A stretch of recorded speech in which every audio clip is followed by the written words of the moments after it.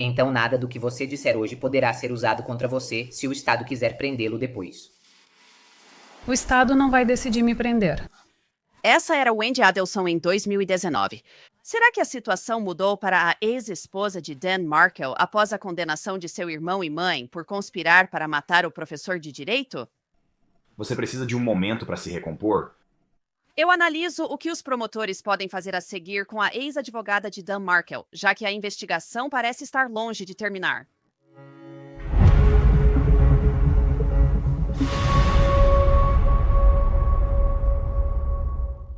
Bem-vindos ao Law and Crime. Eu sou Anjanette Levy.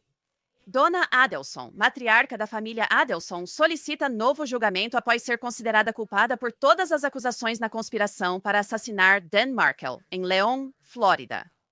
Já discutimos esse caso várias vezes no Law and Crime. Markel, então professor de Direito na Universidade Estadual da Flórida, em Tallahassee, foi morto em julho de 2014 quando 2 assassinos de aluguel foram à sua casa e um deles atirou nele em seu carro, na garagem. O assassinato chocou a comunidade e ganhou destaque nacional.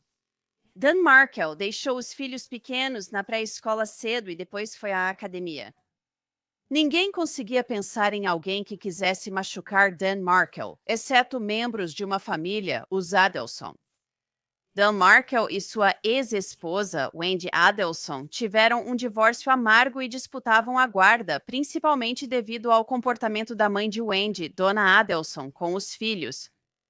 O advogado de Dan Markel na época do crime, Stephen Webster, vai se juntar a mim em breve para aprofundar esse assunto. O julgamento de Dona terminou semanas atrás e ela quer outro. Ela faz várias alegações, como má conduta dos jurados, parcialidade do juiz Stephen Everett e falta de provas para condenação. Os advogados de Dona apontam para um vídeo do TikTok, agora excluído, de um jurado falando sobre estar no júri antes do fim do julgamento. Mas voltando a Wendy Adelson. Ela testemunhou no julgamento da mãe, assim como fez no julgamento do irmão, Charlie Adelson, e nos julgamentos de Kate Magbanois e do matador de aluguel, Sigfredo Garcia. Na época do assassinato de Dan Markel, a Ré, sua mãe, estava muito brava com Dan Markel? Antes dele morrer. Sim, senhora. Sim. E você também odiava ele, não é? Às vezes fiquei muito frustrada com ele. Você se referiu a ele como uma doença sexualmente transmissível? Eu não me lembro de ter dito isso. Aba 5.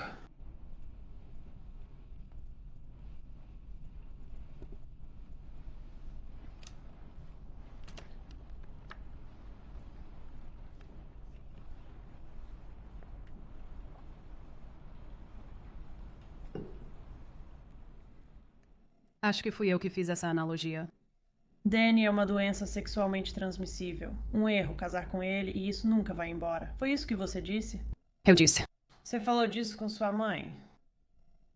Não me lembro de ter dito isso, então acho que não era algo frequente para mim.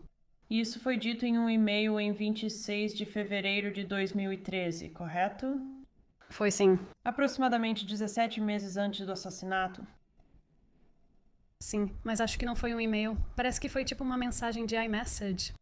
Certo. Você já se referiu ao seu ex-marido como o Lorde das Trevas? Não me lembro de ter dito isso, mas com certeza eu poderia ter dito. E Wendy negou estar envolvida no assassinato de Dan Markel. Você esteve de alguma forma envolvida no plano para matar seu ex-marido? Não. Você talvez sabia que isso ia acontecer, mas não sabia os detalhes? Eu não sabia que isso ia acontecer, nem conhecia detalhes. Você forneceu alguma informação, mesmo sem saber na época, que acha que poderia ter sido usada para ajudar os assassinos? Acho que não. Eu não forneci nenhuma informação. Que informações você tem sobre o envolvimento da sua mãe no plano para matar seu ex-marido? Eu não tenho informações. Mas você admite que seu irmão disse que procurou contratar um matador de aluguel para matar Dan Markel? Eu não admito. Eu admito que meu irmão fez uma piada de mau gosto repetidamente sobre me comprar uma televisão porque era mais barato do que contratar um matador de aluguel. Mas então alguém realmente contratou um matador de aluguel que matou Dan Markel, certo? Sim, isso aconteceu.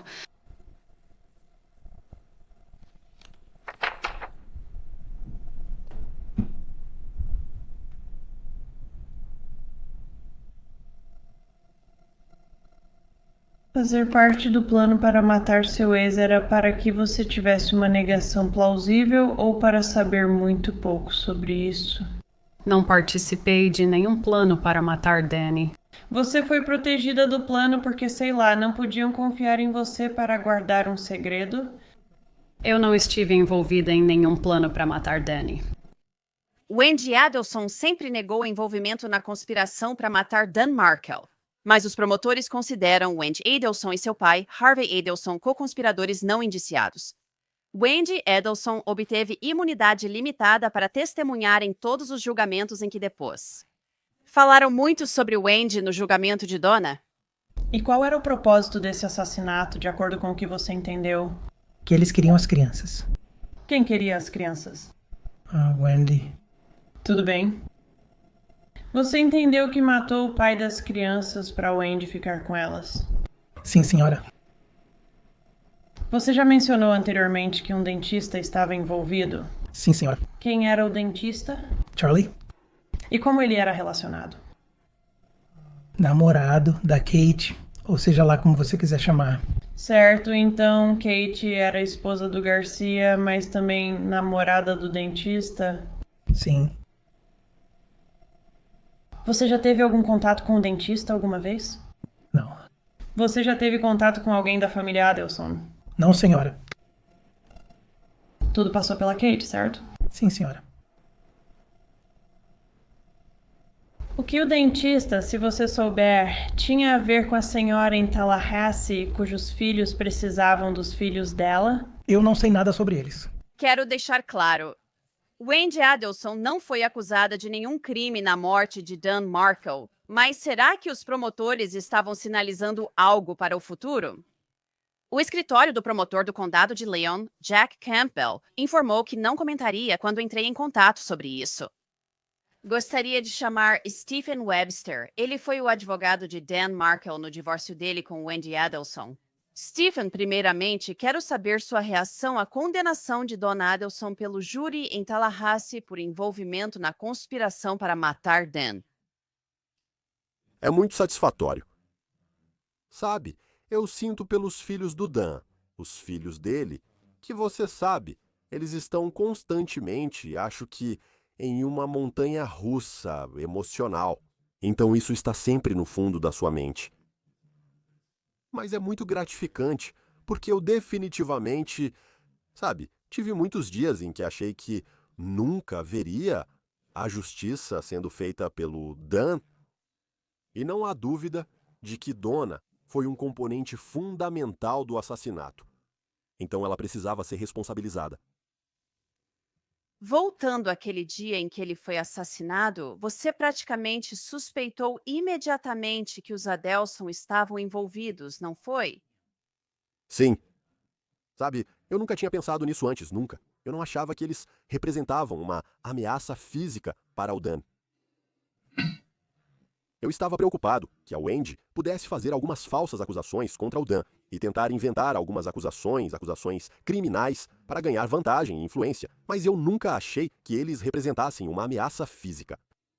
E quando eu descobri, eu nem sabia que ele tinha sido baleado, mas eu só falei com um policial que me ligou, tentando entender por que eu estava ligando para o telefone do Dan minutos depois que ele foi baleado. E ela me disse que eu não podia falar com ele porque algo muito ruim tinha acontecido. E naquele momento, eu soube. Não consigo te explicar. Ainda é chocante até hoje.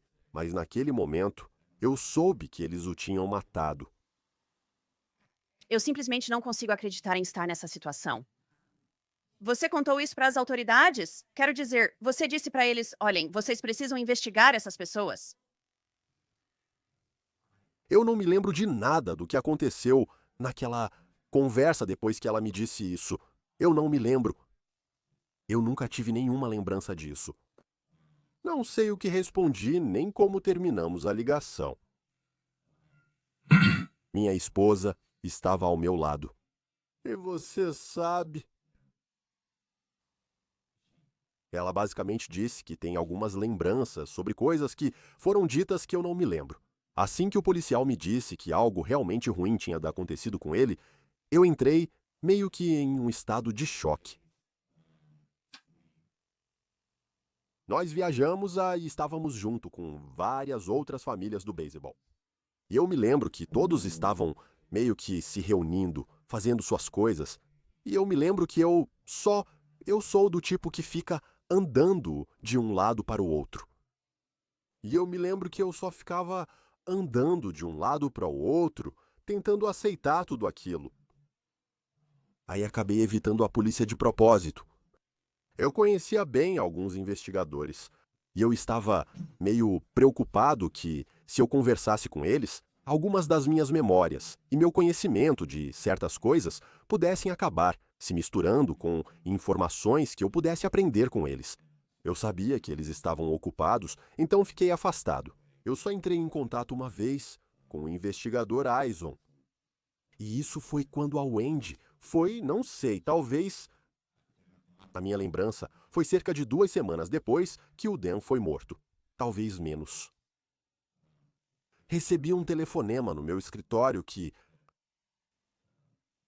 um consultório pediátrico de Miami ligava. E eles queriam falar com o advogado de Dan Markel. E eu pensei, não sei mais como me chamar. Mas enfim, então eu atendi e uma senhora estava perguntando se eu daria consentimento para as crianças do Dan serem tratadas. E eu não entendi. E então eu disse, eu sabia que não tinha nenhuma autoridade para oferecer isso, mas eu disse para ela, falei, olha, se as crianças precisarem de tratamento, você tem todo o meu consentimento. Eu lido com as consequências depois, seja qual for o problema que surgir. Ela percebeu o meu pânico e disse, não, eles estão bem, não há nada errado. A mãe deles está aqui, e ela só quer mudar o médico responsável deles, do doutor em Tallahassee, para o nosso consultório. E eu não conseguia acreditar que ela estava simplesmente saindo para resolver coisas e fazer esse tipo de coisa em Miami. Isso simplesmente chocou minha consciência, porque eu ainda estava meio atordoado, ainda tentando assimilar o assassinato do Dan. Nos primeiros dias, tive dificuldade até em cumprir minhas tarefas diárias. E ela estava lá fora, como se nada tivesse acontecido. E isso simplesmente me chocou e... O advogado dela, o escritório dele, me ligou logo depois, quase imediatamente após aquela ligação, e me disse que foi um engano. Eles deviam ter ligado para o escritório dele, não o meu. Não sei como houve essa confusão. E ele me pediu se eu poderia, não mencionar nada sobre isso para o departamento de polícia de Tallahassee. Eu disse, você não me conhece, se acha que eu não vou entrar em contato com o TPD e contar isso para eles. Essa foi a única vez que contatei o investigador Eisen. Agora que o julgamento da dona terminou e ela foi considerada culpada, obviamente vimos a reação dela. Não sei se ela achava que seria absolvida. Quer dizer, parecia que havia algumas evidências claras do envolvimento dela em uma conspiração. E eu acho que as pessoas precisam entender que uma conspiração, é diferente de alguém dizer que você puxou o gatilho. Você faz parte de um acordo e de um plano. É só isso. Precisa estar incluído neles. Então, agora parece que cada vez que temos uma condenação neste caso, outro dominó cai. Esse tem sido o padrão neste caso. E eu simplesmente senti, ao assistir a este julgamento, que era como se estivessem tocando uma buzina de neblina. E essa buzina de neblina era toda sobre Wendy. E por isso surgiram tantas perguntas sobre se Wendy Adelson poderia ou não ser acusada nessa conspiração no plano para assassinar Dan Markel. O que você pensa sobre isso? O que espera do futuro? Porque Jack Campbell, você sabe, agora está dizendo coisas como qualquer decisão que tomarmos será feita no momento certo. E você sabe, eles estão dando as respostas que deveriam dar. Acho que ela será indiciada e concordo com você. Eu não assisti ao julgamento. Eu estava sob intimação. Então, eu não tive a oportunidade de assistir ao julgamento enquanto ele acontecia, mas tive a chance de voltar e ver alguns trechos. E não há dúvida na minha mente de que o Estado destacou muitas evidências que realmente foram incriminatórias para Wendy. Concordo com você. Acho que foi intencional. E creio que há provas suficientes para indiciar e condenar Wendy em menos de 4 horas, como ocorreu nos 2 últimos júris. Qual evidência específica você acha que é a mais forte contra Wendy Adelson, já que você acompanhou tudo isso de perto? Você esteve presente durante o divórcio e tudo mais. A evidência mais forte para mim é o drive-by. Há pessoas em Tallahassee que não vão concluir que isso foi apenas uma coincidência. E mesmo que tenha sido por acaso, que mãe chega à rua onde os filhos moram com o ex-marido, vê fita de cena de crime bloqueando a rua e policiais ao redor da casa dos filhos e do ex-marido, simplesmente faz uma manobra de 3 pontos, segue para a loja de bebidas e não se preocupa em ligar para ninguém, só para ter certeza. No depoimento dela, achei que talvez uma árvore tivesse caído, já que houve tempestades no dia anterior. Árvores caem em Tallahassee o tempo todo. Ok, quero dizer, temos grandes carvalhos que formam um dossel, mas eles não colocam fita de cena de crime e isolam as ruas por causa disso. Muitos patrulheiros rodoviários e policiais da Flórida carregam motosserras na caçamba ou porta-malas dos carros. Eles descem do carro, cortam a árvore se preciso e a removem da estrada. Então, sabe, não há nenhuma explicação razoável para ela chegar à cena do crime, ver tudo aquilo e depois ir embora sem fazer qualquer tentativa de verificar se os filhos estavam seguros ou até mesmo se Dan estava seguro. Quer dizer, eu sei que ela odiava Dan, mas ainda assim, se algo tivesse acontecido com Dan, ela não iria querer ir até os filhos, garantir que estavam bem e protegê-los de como eles iriam descobrir que algo ruim aconteceu com Dan. Então nada disso, para mim, vai ser sempre o mais forte. Isso, para mim, é uma evidência direta, porque ela precisava de confirmação de que Dan tinha sido morto e não podia esperar. Me conte sobre a importância do dia em que Dan foi assassinado no caso de custódia, porque o divórcio já estava finalizado. Mas havia mais coisas acontecendo nos bastidores que você estava se preparando para fazer e para protocolar. Wendy protocolou uma petição para exigir o cumprimento do acordo de dissolução do casamento e outra por desacato, pois Dan não pagou a quantia devida conforme o acordo. Dan estava chateado porque tinha certeza de que Donna e Wendy estavam adotando um padrão de comportamento intencionalmente projetado para afastá-lo de seus filhos. Ela não respeitava o tempo dele com as crianças, conforme exigido pelo acordo de dissolução do casamento. Ela, frequentemente, não levava as crianças à escola, o que era um grande problema para ele, pois almoçava com elas. E, além disso, até o diretor da escola dizia que esses meninos precisavam estar mais na escola do que estavam. Ela os matriculava em atividades sem consultar Dan, e então, o que mais incomodava Dan era saber que Donna falava coisas feias sobre ele perto das crianças, chamando-o de estúpido, dizendo que o odiava. E então, ele sabia que era isso que Donna queria fazer. Donna queria fazer de tudo para afastá-lo dos filhos, e ele não ia permitir isso. Esse foi o ponto de virada para Danny. Nesse momento, ele decidiu: não vou te pagar mais dinheiro.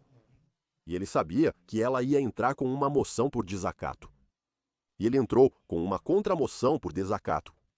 E ele destacou, principalmente, que o Wendy havia ocultado fraudulentamente ativos significativos sobre os quais ela tinha posse, domínio e controle quando apresentou sua declaração financeira. Então, em um divórcio, você apresenta uma declaração financeira onde atesta quais são seus bens e suas dívidas. A outra parte faz a mesma coisa. Isso é fundamental porque o tribunal precisa ter uma visão completa dos bens nos patrimônios para poder dividir esses bens de forma justa. É uma parte fundamental do divórcio. E se você esconder esses bens intencionalmente, estará impedindo o tribunal de ter uma visão completa do que é o quê, para que o tribunal possa determinar o que é igual, o que é uma divisão justa. E isso é simplesmente fraude. E então, Dan tinha provas realmente sólidas de que o Wendy tinha feito isso. Quero dizer, prova clara. Acho que ela viria agora e diria que não é nada demais ou algo assim. Mas ele estava alegando um total. Eram cerca de $200 mil em bens que ela não havia identificado. Foi então que Dan me contratou. A moção dele por desacato já tinha sido protocolada. E ele me contratou para tentar ajudar a lidar com isso e litigar essas duas moções por desacato. Então, o que eu disse para Dan foi: acho que a melhor coisa que podemos fazer é protocolar o que chamamos de pedido de admissões. É uma ferramenta de descoberta civil que você envia para a outra parte pedindo que admitam ou neguem certas coisas. E, principalmente, eu queria que ela admitisse que tinha ocultado esses bens, que não os tinha listado em sua declaração financeira como era exigido por lei. E como eu disse para Dan, não importa para mim se ela admite ou nega, porque vamos provar isso de um jeito ou de outro. Então, se ela negar, vai ser um segundo ato de fraude contra o tribunal que ela estará cometendo e perpetuando. Considerando que ela era advogada, e acho que presumivelmente ainda é, e professora de direito, eu disse para Dan: olha, eu não gosto da ideia de fazer isso. Eu não gosto da ideia de provar essas coisas, porque realmente acredito que isso terá consequências graves para a licença profissional dela. Eu não acho que a Ordem dos Advogados da Flórida teria levado isso numa boa se provássemos que ela cometeu fraude no tribunal. A Ordem é tolerante com várias coisas, mas não perdoa desonestidade de advogados. Eles não perdoam quando você comete perjúrio ou quando você rouba dinheiro da conta fiduciária do seu cliente. Esse tipo de coisa faz você ser expulso da Ordem. Então falei para ele que tenho algumas reservas quanto a isso. Se a gente tiver que fazer isso, a verdade é a verdade. Então, se a gente tiver que ir ao tribunal, eu vou entrar lá com a verdade. Disse que devo isso a você, especialmente aos seus filhos, e vou tentar conversar com o advogado dela para ver se conseguimos resolver esses desentendimentos sem um litígio pesado que pode fazê-la perder a licença. Foi a única vez na minha carreira que fiz isso. Fui criticado, talvez com razão. Mas eu fui lá e tive uma reunião com o advogado dela no dia 24 de junho. E sabe, eu meio que contei para ele. Eu disse: olha, sinto que esse litígio vai ser importante. Acredito que isso vale mais para seu cliente do que para o meu. Não estou aqui só me gabando ou fazendo ameaças. Eu realmente acho que, se eu for forçado a defender essas alegações e avançar com as alegações do Dan, isso pode custar à sua cliente a licença de advogada dela. Eu disse: minha cliente lhe tem a prova de que ela agiu de má fé e teve uma conduta realmente inadequada. E ele foi meio que indiferente. Então eu estava indo embora. Eu disse: obrigado pelo tempo. Eu já saía pela porta quando ele chamou Estevão. Foi a primeira vez que senti que ele estava sério. E ele disse: eu sei o que você está tentando fazer e eu agradeço. Eu disse: acho que devemos isso aos clientes e às crianças, pelo menos tentar. Eu disse: mas se eu não tiver notícias suas, sabe, eu vou protocolar algo no dia 18 de julho que eu realmente acredito que vai ser monumental. E uma vez que eu fizer isso, não vai ter volta.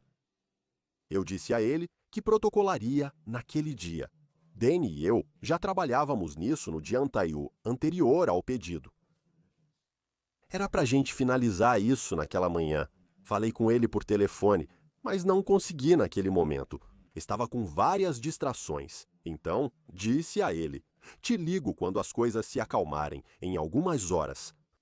E foi quando eu liguei para ele. Foi mais ou menos uns 30 minutos depois que ele tinha sido baleado, quando eu liguei para ele para finalizar aqueles pedidos de missões. O Jack e a Georgia entraram em contato com você de alguma forma? Ou pelo menos a Georgia sobre testemunhar diante de um grande júri ou algo assim? Não em um grande júri, sabe? Eles me colocaram sob intimação nos últimos julgamentos. Eu testemunhei no do Charlie. Foi mais para contestar a ideia de que não foi um divórcio contencioso. Acho que eles queriam humanizar mais o Dan.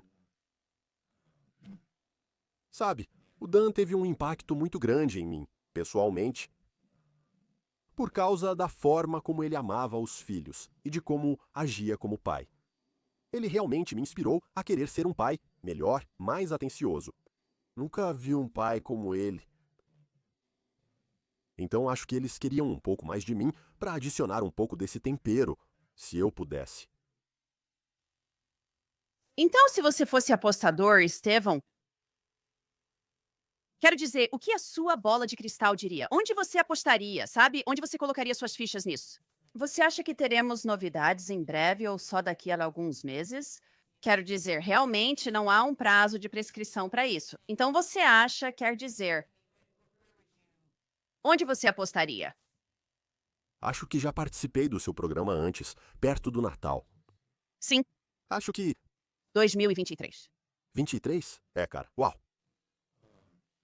E eu te disse naquela época que acredito que eles vão acabar indiciando a Wendy e, na minha opinião, ela será condenada. Ainda penso assim, especialmente agora. Como você disse, a sirene de neblina. Quero dizer, não acho que foi mera coincidência que houve tanta atenção dada às evidências que apontam para o envolvimento da Wendy e o conhecimento prévio dela sobre o assassinato.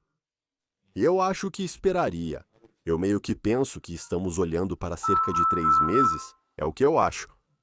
Sabe, eu acho que esse é provavelmente um tempo razoável para um grande júri ser convocado e para eles apresentarem isso.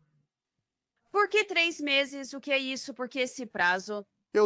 Meu instinto só me diz isso. Eu acho que, sabe, isso dá ao Estado uma oportunidade de meio que respirar, voltar, trabalhar em todos os casos que eles não estavam trabalhando nos últimos 2 meses, sabe? Garantir que eles estejam atualizados nesses casos. E aí, sabe, se reorganizar e traçar o plano de ação de como querem abordar o próximo grande júri. Então, eu só acho que esse é um prazo razoável. Eu acho também, sabe, que isso provavelmente colocaria o julgamento em algum momento no início do outono do ano que vem, o que eu acho que é um bom momento para o Estado.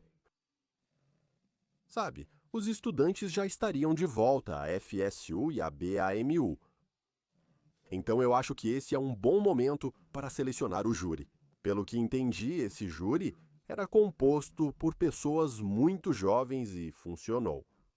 Então, Tallahassee fica muito menor quando as aulas acabam.